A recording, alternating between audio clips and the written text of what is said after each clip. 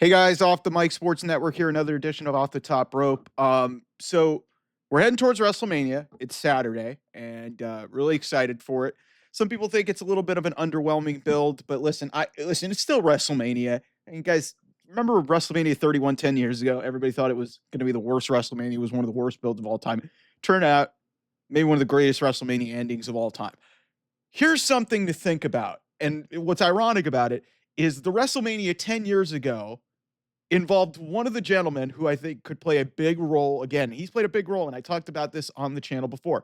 Seth Rollins is the MVP of WWE, in my opinion, for at least I'd say, the last 5 or so years. He has literally been put in every single situation, whether he's won, whether he's lost, whether he's faced Logan Paul, whether he's faced Cody Rhodes 3 times, whether he had to be in a tag match and then wrestle another match and then have to walk to the ring basically with a torn meniscus.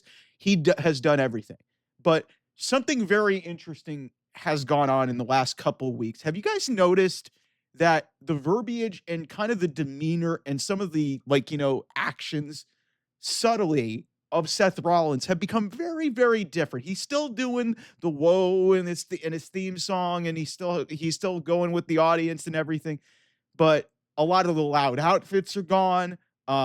He has gotten a lot more serious.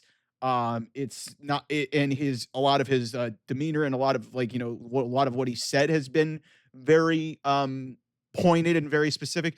But he said something to the effect of "what's best for business," and I thought to myself when I heard this in a promo on Monday night, I was like, wait a second. Last time, and then right on top of it, let's take this a step further. He did the faithful shield chair shot. He did, and I talked about that and how poetic that was. That was kind of getting back at Roman. He had Roman and got 2 up on him, one at the Royal Rumble in 2022, and then at WrestleMania last year. So he gets the chair shot to the back, and he gets the last word going into WrestleMania. Now, I don't know if Seth is going to win on night one, but I'm here to tell you, when I heard Best for Business, and I watched this back, when I heard Best for Business, I saw what he was wearing with a vest. I also have seen some of the other stuff that he has been putting on lately, and the Best for Business, and then like the vest that he wore, and he also wore like a turtleneck. Who does that remind you of? Our final boss, the final boss, The Rock. We're still trying to figure out what this faction is that's going to pretty much take over WWE, I'd say, for the rest of the year, because Rock and John Cena is winning the championship on Sunday night. He's winning, okay? Like I would be flabbergasted if John Cena didn't win. And that's not a knock on Cody Rhodes. Cody Rhodes has had a great run, but there is so much money to be made in a heel John Cena 17th world title run where he wants to just, take over and ruin wrestling for the rest of us. Just an evil, heelish character of all proportions. But he's with The Rock, and The Rock's not around very much. So it makes you wonder. It makes you wonder. Also, with the Paul Heyman element, does Paul Heyman join in on this? Are some of these subtle hints with Seth Rollins wearing the famed vest, and it looked like a shield vest, but it also reminded you of Hollywood Rock from 20 years ago. And he also wore a turtleneck, and he's talking about Best for Business.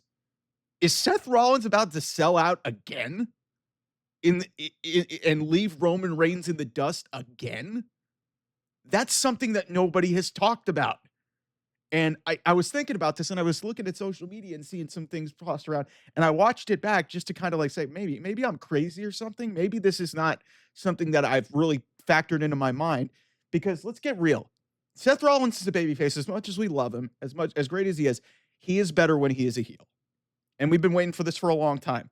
And, wouldn't it be kind of poetic in a weird way if Seth Rollins, in some way, shape, or form, was directly responsible for both helping Cody finish his story and then ending his story and passing off and starting the because here's the other ironic thing about this whole thing. Seth Rollins was also part of the reason why John Cena didn't get 16 back at SummerSlam about 10 years ago, if you remember that. because of Jon Stewart, but we'll leave that out. That hey, Jon Stewart was part of the reason. Whether you love Jon Stewart or you hate him, he was directly involved in that situation. But there's a lot of interwoven details to this story that, and this is why I think WrestleMania is going to be fascinating this Sunday, because the night one main event fed into night two. We've seen precedent for that. Does Seth win along with Paul Heyman, and does that come as a package deal to The Rock? But I think one way or another, I think Seth Rollins coming out of this weekend is going to play once again play a massive role in WrestleMania, and it's very, very possible, given that because the one thing with Triple H, you can be critical for his deliberate style of storytelling. He is not putting something out there if there isn't a reason.